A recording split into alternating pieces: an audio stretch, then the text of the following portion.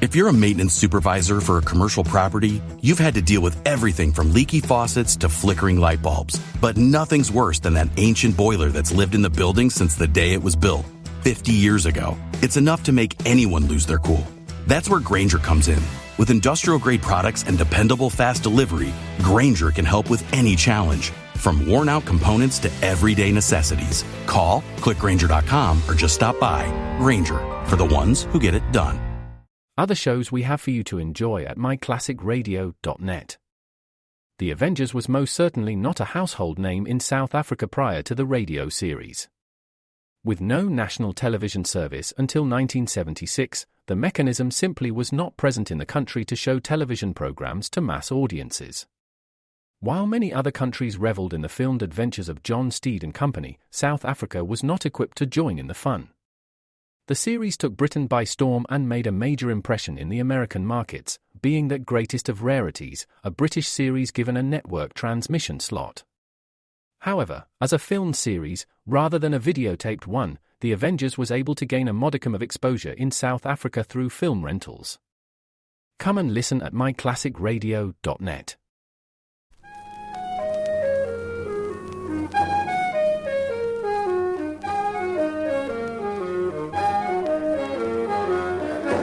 Carter Brown, Mysteries. Adventures in excitement and suspense, based on the best-selling novels by the slick storytelling sensation, Carter Brown.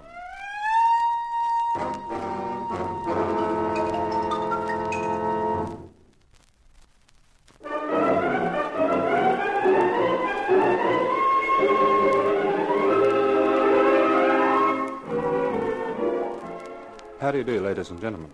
This is Carter Brown with another of my stories for you, a venture which I call The Widow is Willing.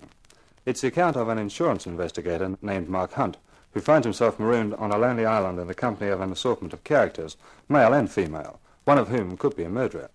For my money, I prefer being locked in a lonely room with a typewriter, but there's no accounting for tastes. Well, here's Mark Hunt and his story.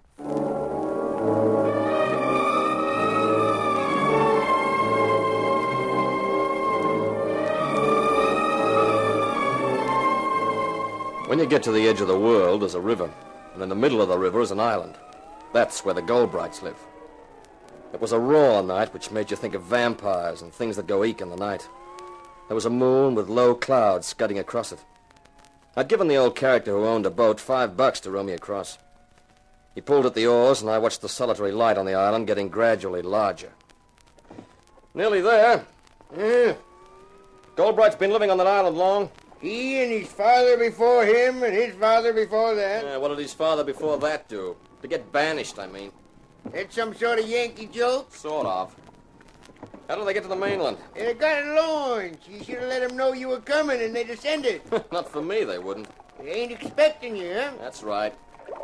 Too bad about Henry Goldbright dying like that. Uh-huh. Stepped over the balcony outside his bedroom and ended up on the stone jetty, 50 feet below, they say. Uh-huh. The Goldbrights get on all right? Together, I mean. Uh-huh. Yeah, talkative, aren't you? We're here. Yeah. You go up them steps and then on up to the house. Yeah. Well, thanks a lot. If I want to get back to the mainland again in maybe an hour's time, will you be around? Around World's End at night? You must be crazy, mister. Why? You stay here long enough, you find out.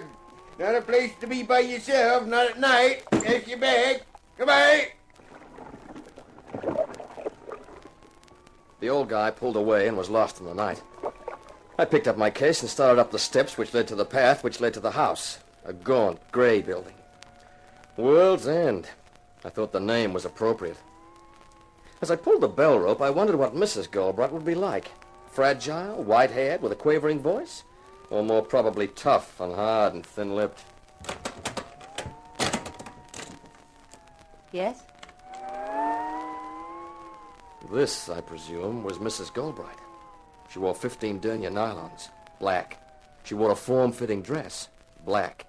And since she was a blonde, the black did things for her. And for me. She may have been a widow, but she was also a wow. Yes, what do you want? Mrs. Goldbright? Yes, I'm Mrs. Goldbright. My name is Hunt, Mark Hunt, from Excelsior Insurance Incorporated. Yes? I'm sorry to worry you at a time like this, but your husband had a policy with us for $50,000. You're very prompt in paying your policies. It's not quite like that, Mrs. Goldbright. I'm an insurance investigator. When a big claim like this comes along, the company naturally investigates it before they pay. Perhaps you'd better come inside, Mr. Hunt. It's not very comfortable here on the doorstep.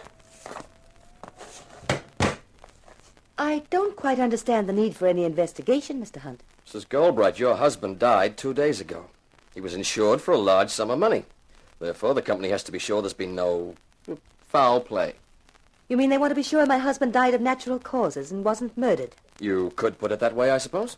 The police are satisfied he died of natural causes? That's half the battle. The other half being to convince you, I suppose. Well... I think the best thing you can do is stay here, Mr. Hunt, at World's End, until you've completed your investigation. That's very kind of you. Not at all. It will be impossible for you to work from the mainland, and the sooner it's finished, the happier both of us will be. Of course. You better come and meet the others. Then we'll have dinner. This way, Mr. Hunt. They're all in the living room. She led the way down the cold, stone-paved hallway into a large room with polished wood floors, which contained 5 people.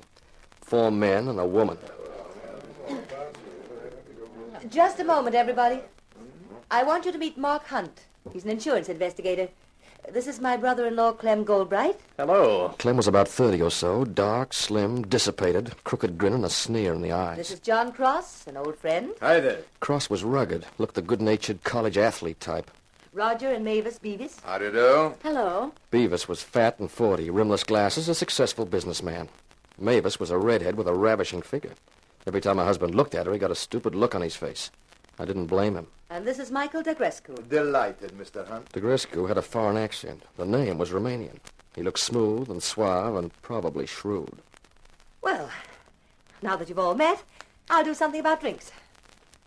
An insurance investigator, eh, Hunt? Checking on my brother's death? It's just routine, Mr. Goldbright, with any large claim. In other words, it's a case of did he fall or was he pushed? Clem, that's no way to talk in front of Lila. Why not? She probably gave 3 cheers when she found him on the jetty.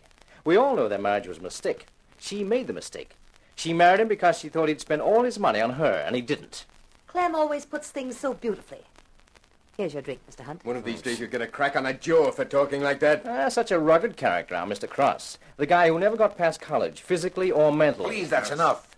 Mr. Hunt will think we're a bunch of lunatics. It must be an interesting career, Mr. Hunt, being an insurance investigator. It's just a job, Mrs. Beavis. Pretty ordinary most times. Sounds rather sordid to me. At least it's a job, Clem. Something you wouldn't know anything about. We each take life as we find it, Mavis. Me with my brains, you with your looks. Now, look here, Clem. Mavis married you for your dough, Roger boy. And we all know why you married Mavis.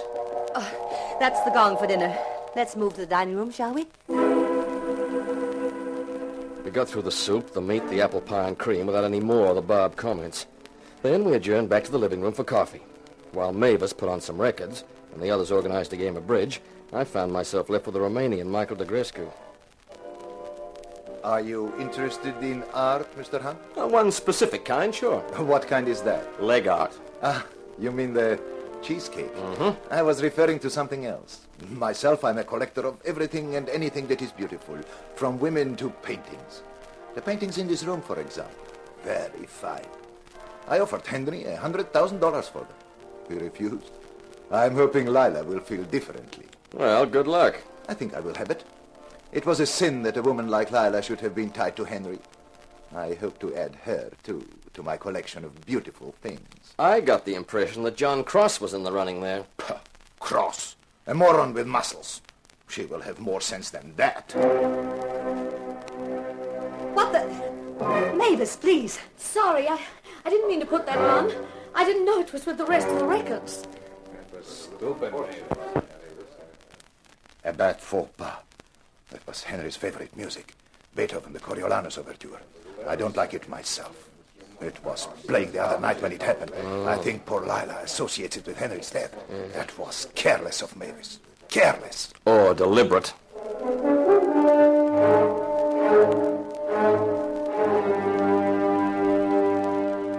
Everyone went to bed around 11. The room I'd been given was upstairs, overlooking the water. A sheer drop of 50 feet. It had started to rain, lashing against the window as though it was trying to break in.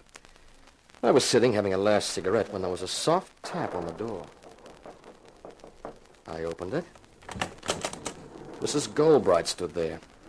I couldn't help thinking that Goldbright was a good description of her hair. Could I talk to you for a moment, Mr. Hunt? Sure. Come in. Cigarette? Thank you.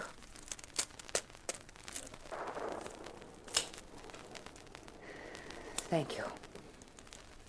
Must have been quite an experience for you, meeting our little group this evening. That's an understatement.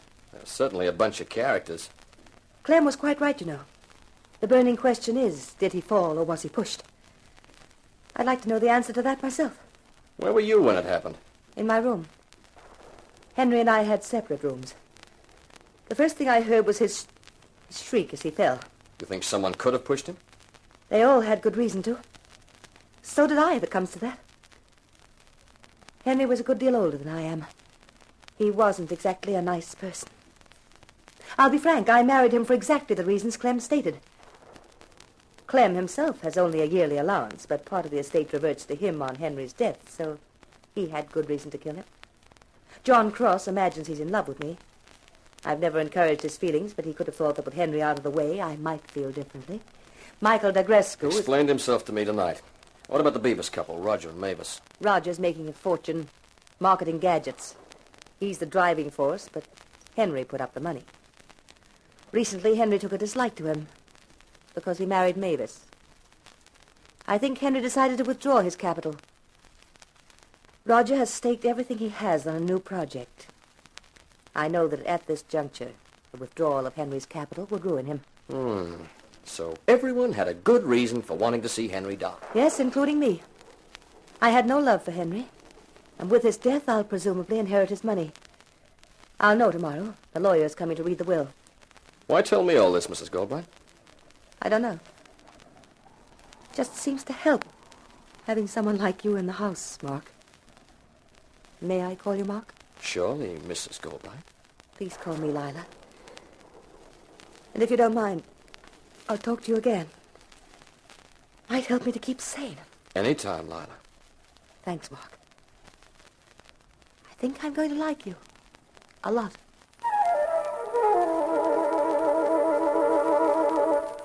She left, and I turned in. To the accompaniment of the wind and the rain beating against the house, I fell asleep.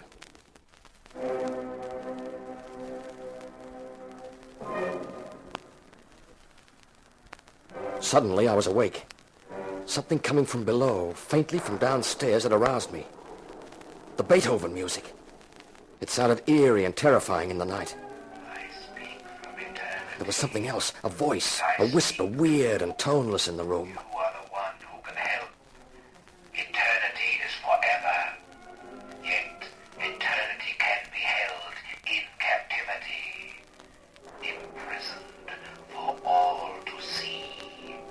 The second that plunged me into eternity, held forever. Search, and you shall be rewarded. And perhaps I shall be avenged. With a supreme effort, I stretched out my arm for the bedside lamp and switched it on. But there was no one there. The room was empty.